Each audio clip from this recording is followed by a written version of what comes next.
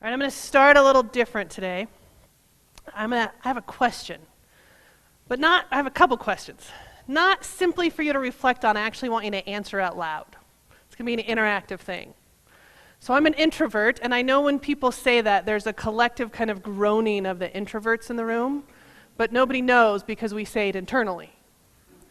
I get that. So if you want to answer, you can, but it's a simple question, a simple two questions. What's the most difficult job or the most difficult work you've ever done? So this is the response time.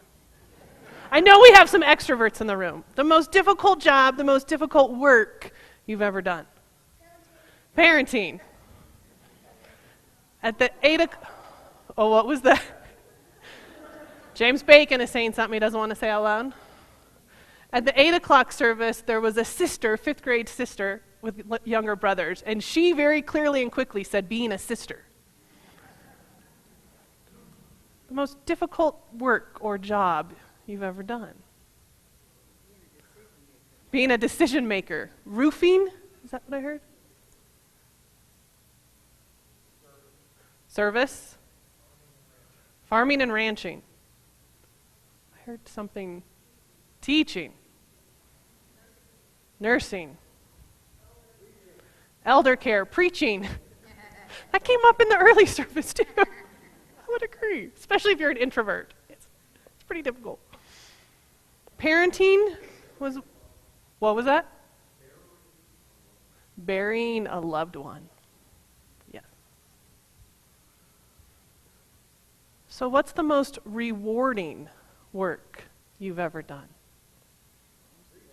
Preaching. Homeschooled. Helping others. Teaching. Parenting. Service. Enrolling students. Okay. Monday lunches. Working with special needs.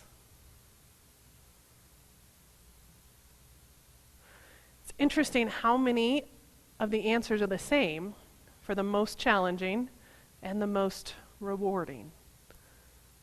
The work that we do. I don't know how many people know Khalil Gibran. He's a poet. Wrote in the early 1900s. One of his most popular books is The Prophet. I was given this as a high school graduation gift from my mom. She taught senior high Sunday school, and every year all of the seniors she gave The Prophet to for graduation. And Gibran has a poem about work, which I come to almost every Labor Day Sunday. So I'm going to read a part of it. Then a plowman said, "Speak to us of work." And he answered, saying, "You work that you may keep pace with the earth and the soul of the earth. For to be idle is to become a stranger unto the seasons, and to step out of life's procession that marches in majesty and proud submission towards the infinite. When you work, you are a flute through whose heart the whispering of the hours turns to music. Which of you would be a reed, dumb and silent, when all else sings together in unison? Always you have been told that work is a curse and labor a misfortune. But I say to you that when you work, you fulfill a part of earth's furthest dream assigned to you when that dream was born. And in keeping yourself with labor, you are in truth loving life. And to love life through labor is to be intimate with life's inmost secret. But if you in your pain call birth an affliction and the support of the flesh a curse written upon your brow, then I answer that not but the sweat of your brow shall wash away that which is written. You have been told also that life is darkness, and in your weariness you echo what was said by the weary. And I say that life is indeed darkness, save when there is urge. And all urge is blind, save when there is knowledge. And all knowledge is vain, save when there is work. And all work is empty, save when there is love. And when you work with love, you bind yourself, to one another, and to God. And what is it to work with love? It is to weave the cloth with threads drawn from your heart, even as if your beloved were to wear the cloth. It is to build a house with affection, even as if your beloved were to dwell in that house. It is to sow seeds with tenderness and reap the harvest with joy, even as if your beloved were to eat the fruit. It is to charge all things you fashion with the breath of your own spirit, and to know that all the blessed dead are standing about you and watching. Work is love made visible. Work is love made visible. More often than not, I come back to this poem on Labor Day Sunday. It's my grounding, what reminds me of why we do what we do.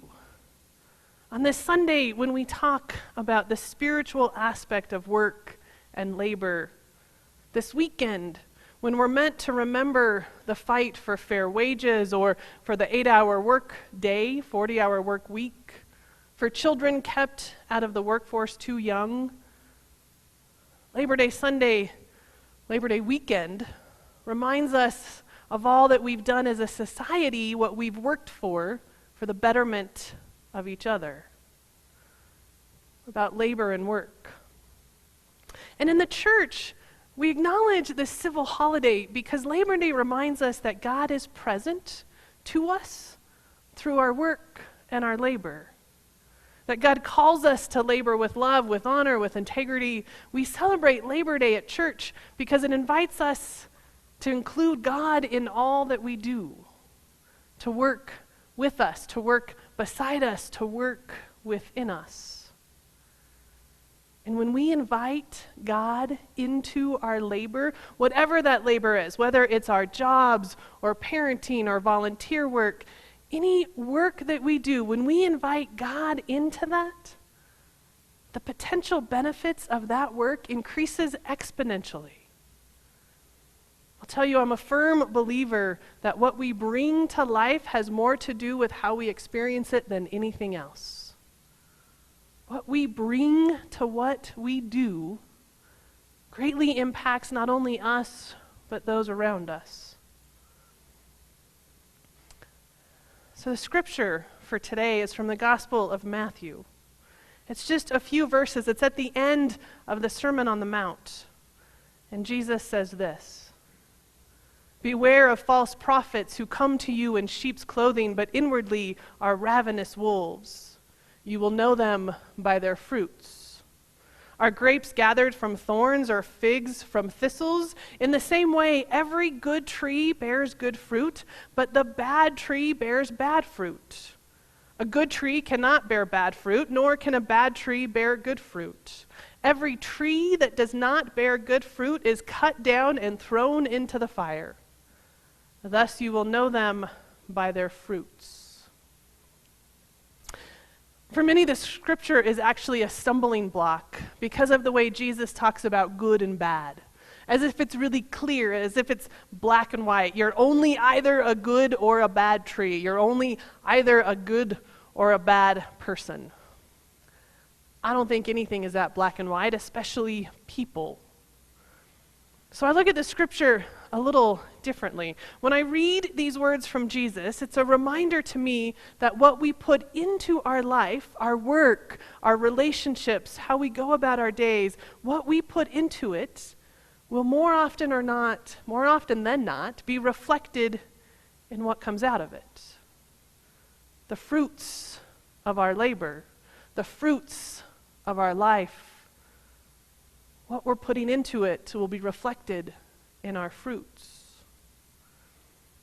So if we view work as a curse, if we start our days assuming the worst, then the worst is usually what we find.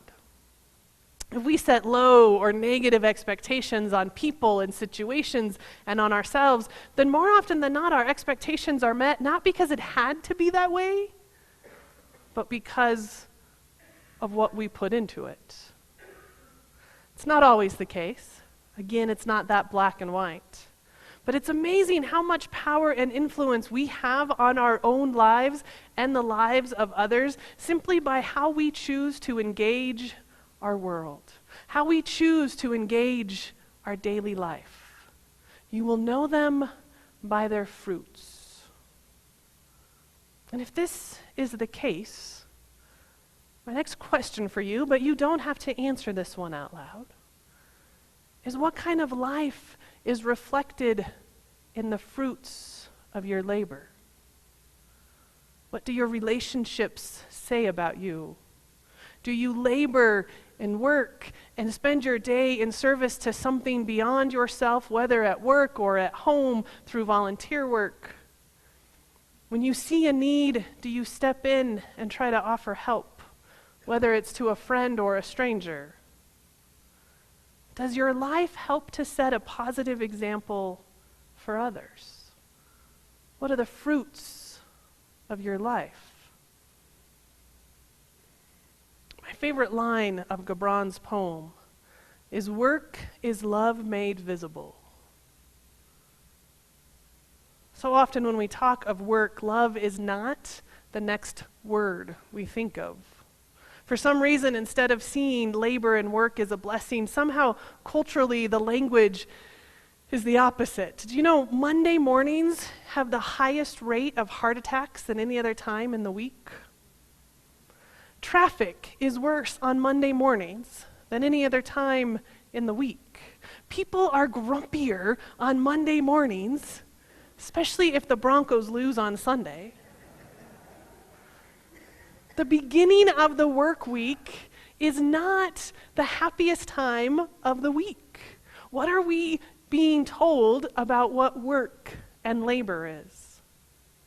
There's a common mindset that work holds us back from play, or holds us back from enjoyment, or holds us back somehow from connecting with God, that the work or the jobs hold us back from life. And I think this mindset is unfortunate. I think it's unhealthy too. I'd love to see a cultural shift in how we think and talk about our jobs and the other work that we do. What if we began with the sense that our lives are blessed through our labor and our work, or at least they can be? And it's all about our attitude. There's actually a question that we ask the girls, 15 and 12-year-old daughters, and in our house, this is the most common question that's ever asked, and I think they're really sick of it, but I'm not going to stop. What attitude are you choosing? To a 15-year-old, that can get humorous.